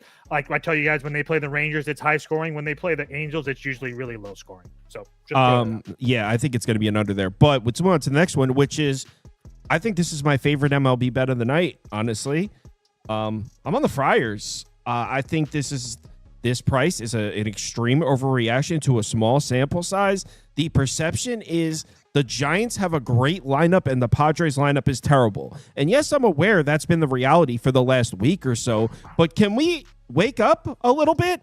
I mean, Fernando Tatis, Arias is back, Machado, Bogarts. Toast is going to talk about how much he sucks. But if you actually look at these two lineups, take into consideration what we were expecting this season, I think it's insane that after a week or a week and a half, we're pricing out the Giants as an elite lineup and the Padres as a terrible lineup. I think that's how you lose bets, is those overreacting over a small sample type of shit. And I'm getting the home team at plus money in a lineup that I think is pretty even right now. I know the last week hasn't showed that, but I think on paper these lineups are close. Pivetta against Logan Webb on the road, I might even take Pivetta at home. He's been excellent. Logan Webb much better at home in San Francisco. I have the better bullpen. I think I got this at plus 110. I think this is my favorite bet of the night. John? I wanted the Logan Webb strikeouts, but now I'm seeing Arias is back, and he's a really, he's going to be in the top of the lineup, and he's a really tough customer. I mean, we could still get Webb through. Man, it's not like I necessarily want to disagree about the Padres lineup too much, but the injuries kind of are what they are, and even with Arias back, they're missing multiple pieces, right? I mean, Merrill is out, Cronenworth is out, and those are, two of your top six. Merrill is in the top third, and what they've replaced it with, maybe that's my beef. Well, it's not necessarily that I think the Padres lineup is good. It's just that I think based on the last week, the Padres lineup is underperforming. It's not that bad. They still have MVP candidates in it. What are we really expecting? The Giants lineup too is overperforming. I'm not sold that the Giants are a top 10 lineup. In fact, they seem to be coming down to earth. In this weather against Pivetta, I think the Giants might get blanked here. The Padres offense, that bottom third, it's not confirmed yet, but it was just Iglesias, Tyler Wade, and Martin Maldonado. In front of them is Tirso Ornelas and Oscar Gonzalez. They're a horse drawing right now. And I love Tatis. I love freaking Machado, man. And Arias, whatever. He's a solid ball player, on a real fundamental level. But after that, it's a really quick drop off, and they strike out. Like I said, I'm not even necessarily pushing up against the Padres as I'm bitter that Arias is back because I love that strikeout prop. It was maybe this wasn't Vegas, no, it's because it was weird. It was like 5.5 strikeouts at better than even money, and man, this version of Logan Webb has been this is the best Logan Webb has ever pitched. It's still my plus 115. I would take that 6 strikeouts plus 115 because I think Webb could go 7 innings, in which case if he gets 6 Ks, he doesn't even need to be dominant. But that's 6 plus Ks? Yeah, correct. Right. 5.5 is plus 6. Yeah. Sometimes I run out of fingers. The Webb stuff is almost needs to be double checked. 31% K to just 7 walk, 24 KBB, 32 CSW, and he's always been a big first strike guy with all the ground balls. So he's getting ahead, but now he's generating. It's just strange that he's generating whiffs and getting guys to chase outside the zone and winning in the zone. It's just, I don't know if it's going to keep up, but he's been striking guys out. Toast? I honestly don't know. I don't know if I'm just too close to this. I pay attention to these two teams a lot because they play in the same division. Obviously, I'm a Padres fan, but I guess I don't really understand the price. But I guess the more I think about it, the Padres are that bad right now. And I agree with you that sooner or later they'll probably start scoring some runs. But the fact of the matter is, over their last 10 games, they've scored 3 runs or more 4 times. And Logan Webb on the road, yes, is a guy that I'm not really in love with, and he also really doesn't have a great history against the Padres. On top of the fact that the bottom of that lineup that John just mentioned with like Yuli and Sheets and stuff like that, and Tyler Wade, all those guys have actually pretty decent history against Logan Webb. Not that I put too much stock into that, but you add that together with the fact that the Giants are winning games right now, but I think they have 4 or 5 walk-offs over the last couple of weeks, or at least a month or whatever. So again, they're winning games, but they're winning games in lucky fashion, and sometimes as we saw against Texas. It would only be you can just pass, bro. I don't even want to put it up. It's just a pass. It's just a pass. I don't know. I really don't know. I'm so excited to watch this game. There's going to be 45,000 San Diegans there tonight. Oh my God! It's going to be It's going to be. There's going to be a lot of San Diegans. Just because I love some of these really outlying stats. Granted, it's only 7 days. It's 163 plate appearances. This is the Padres as a team overall. Not only are they batting 155, they have a 29 WRC plus. That is like so cartoonishly bad. There's only one direction to go. Last game up, Marlins Dodgers. And then I have Big Nasty coming on to give out some golf bets for those you want to stick around. Also, I'm going to show the betting league standings. So last game, Big Sandy on the mound. Oh, it's not Sour anymore? He got pulled down when I'm looking at it. I thought it was going to be Sauerkraut also. He's down right now. What are your thoughts on Alcantara here, John? Noah Davis now, if anybody cares. Yeah, that's what I'm seeing too. Okay. Noah Davis. I don't know who that is though. He's there. I was gonna say they just brought him up from whatever their AAA team is. I don't know. So are we skipping this one? Yeah, it would be, I guess, over or pass. Maybe I actually wouldn't mind a Miami Marlins team total over. Let me look at that just to see what the price is. I haven't bet this game at all because there was a the questions. 3.5 minus 110. Yeah, that would be the only way that I look. Not to mention, you're not the Dodgers bullpen is I think they're in a situation, aren't they? Yeah, no Tanner Scott 2 of the last 3 days, Kirby Yates 2 of the last 3 days, Phillips and Banda both went yesterday. Banda blew a save yesterday, so I do think there's avenues for this Marlins team that has been scoring runs lately. I mean, they haven't been winning a ton of games, but they're only 8-12 their last 24 and 6 their last 10, and over their last 10 games, runs scored 6-6, 0-8, 2-4, 6-7, 10-2. So they're hitting over 4 runs, a lot more than they're not. So yeah, and you're essentially facing a AAA pitcher. Matter of fact, I actually might bet that. But yeah, Marlins team total over 3.5. John, any thought on this one, or should we move on to golf? I think that I was tempted to be like, man, when you just see the disparity in the starting pitching, right? Sandy Alcantara, which we know he's established, but we've been talking about this. We've actually been together on his days, I guess, a few times. That first year back from the surgery. Yep. Always, I don't want to say always, almost always, vast majority of times, the command and the control really are the things that they struggle with, right? Even the velo has been great, so people started chasing him up, but this is not the Sandy Alcantara we're used to seeing. Like I said, I think he's been averaging 97.5, so like the velo is there, but 12% walk is it's not palatable against a team like the Dodgers. So He also threw 102 pitches his last outing, which is by far his most in a long time. That far. I don't know what's going yesterday, on in Miami, whatever. I didn't take it. It would have been the most tilting freaking bet of the whole season for me. The Marlins were getting a run and a half for the F5. I don't know if you saw that. Sometimes those do pop up here and there. So it was F5 plus 1.5. It lost. The Marlins scored 5 in the top of the 6th. Oh, I know. Oh, yeah, it's disgusting. Oh, I'm so glad I didn't have the one. I would have just been crying all over my Twitter keyboard. All right, John, where can the people find your stuff? Twitter at John Legazza, JOHNLEGHEZZA. And check out all my stuff, man. It's so like it's all the stuffs and things, man. When I say 8 pounds of shit in a 2-pound box, it's legit, man. The data set, the model, and then all there's bets and stuff. But I'm more proud of the model and splitting all the advanced data and stuff because it's about saving people time that are really into this stuff because you can't find it anywhere else. Yeah, so if you want to find it, it's your entire day is spent looking. Yeah, well, legit. I whatever. The main piece of feedback I get is I don't charge enough, but that's fine. I don't like bullies, so I was always envision my stuff as helping regular people, just give them back an edge, an informational edge, because while it is available. Again, you guys understand because you guys are citing me. It's the time splitting and the hands is splitting, plus the trajectories and stuff. You need to be able to cross-check last month with 2 weeks with full year and all this stuff, plus all the advanced stuff, all the underpinning stuff. So again, I just put it together for everybody. It's cheap as shit. All right. Yep. So that's his Twitter right there. You can find everything on there. Guys, Appreciate you guys. enjoy your night. I'm going to talk some golf. And pay attention to Big Nasty because all he does is give us winners and no one talks about it. Have a good night, guys. Later. All right. Let me switch it over to the two-person template. All right. So we got golf, and we'll close it. Real quick before we start that. What's up, man?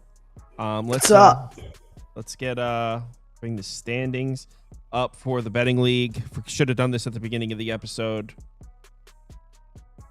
So after day one in the clap division, I'm sitting there in fourth place. Sauce Enterprises, Edwin and Sherm up top with Wellesley. In the rinse and lather division, Turd Burglar has extended himself a lead plus 2.71 units.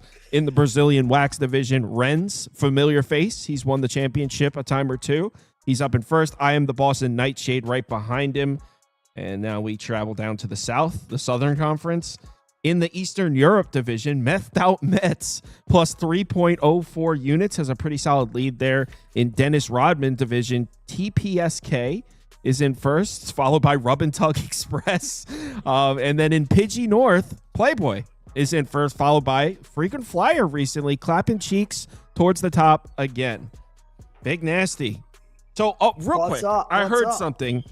So, for those of you that don't know, we said it last week or whatever, Big Nasty's my cousin.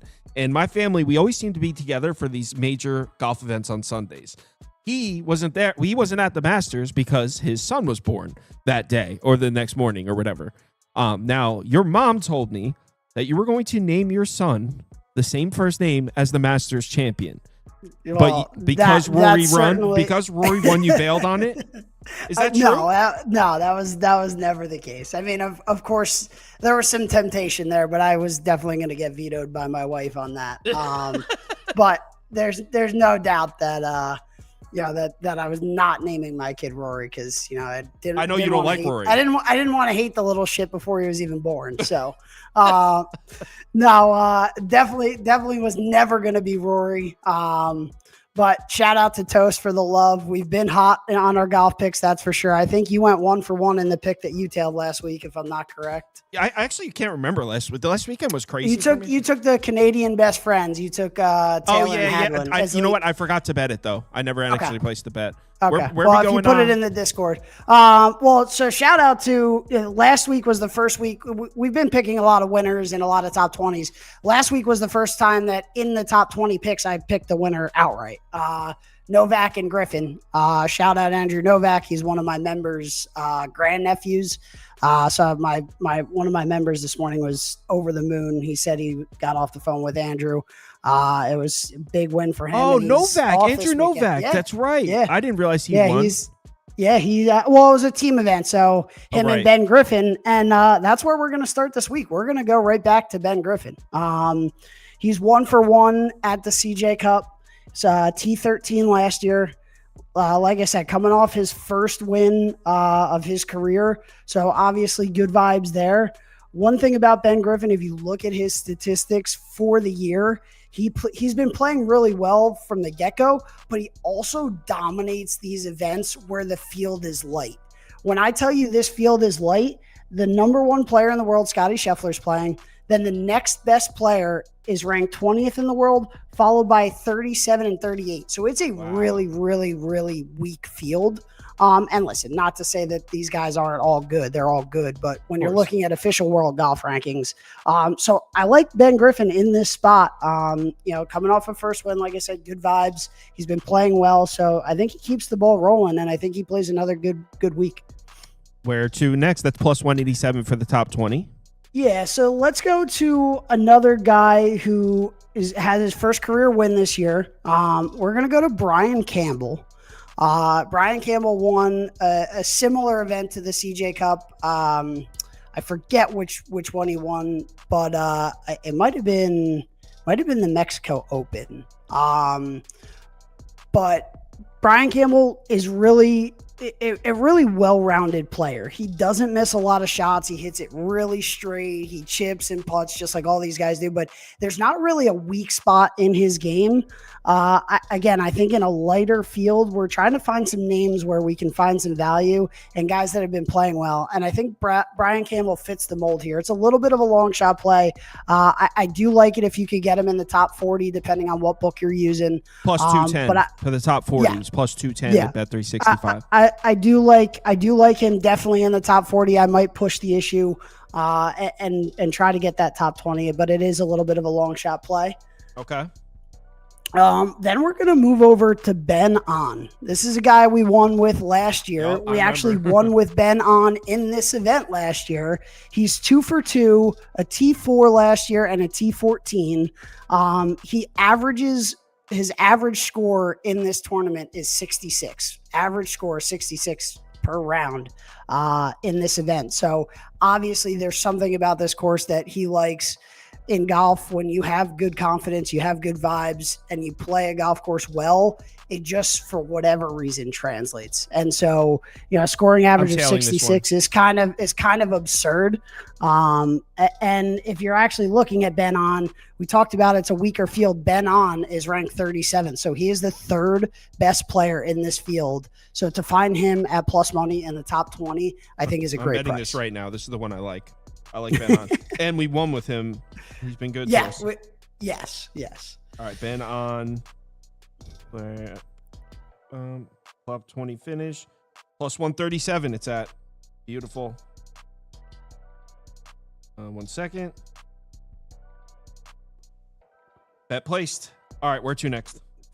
We got 2 more guys to talk about. We're going to go to Siwoo Kim next. Again, similar stats for Siwoo Kim here. T13 last year, T2 the year before that. He's coming off a T8 at the RBC Heritage 2 weeks ago, which was the last individual stroke play event on the PGA Tour. So he's been playing good golf. He has good vibes here at this golf course, and I think it's a pretty good opportunity for Siwoo Kim to get back into some good real estate here. So Siwoo's yep. Yeah, I mean, like I said, because it's one of these events where there's not a ton of big names, you're finding a ton of value in some guys that we usually don't get to talk about. And actually, speaking of Kim, you also have Tom Kim on here. Yeah, and to wrap it up, Tom Kim. So a little bit about Tom Kim. Tom Kim is the 4th best player in the field. He's ranked 38th in the official world golf rankings. He has not had a good season, flat out. I mean, there's no two ways around it. But he's the 4th best player in a field. He's obviously playing in this event because he's trying to find something as we gear up towards the beginning of this, this golf season. So I look for Tom to play well here. I think that he's just due. I think it's an outstanding price for arguably the 4th best player in the field. It's not an opportunity that you're going to get often to find Tom Kim at this price. So I'm taking this bet more as you're never going to see this price on Tom Kim again. He is 1 for 3 in the last 3 years here with a T17, a T34, and a T52. So it does have decent numbers. He's made the cut all 3 years. He just, has one bad day that kind of throws him outside that top 20. But when we're talking about value and trying to find that value, this is a great spot to be if we're betting Tom Kim. I think I'm just going to stick with On. Honestly, I might, maybe Tom Kim, but I think I'm going to stick with On. Or, you know what? I think I'm going to take that. Was it Campbell, the top 40 guy? Yeah. I'll probably take a stab with him as well. But yeah. I mean, listen, we've been hot. We were so I apologize last week. Billy Horschel WD'd late last minute. So out of the 5 picks I gave out, we only 4 teams ended up playing. Hoagie got a new partner, but we did go 2 for 4. Another profitable week in terms of our units. I mean, we've been killing it, and you've been even more so because you're only tailing probably I've 2 to 3 of the picks. Yeah, which is great. So let's keep the vibes high and let's get off to another winning week. Yeah, for sure. All right, everyone, enjoy your night. Hit me up if you need me. Bet responsibly. And I'll see you all at midnight. Later.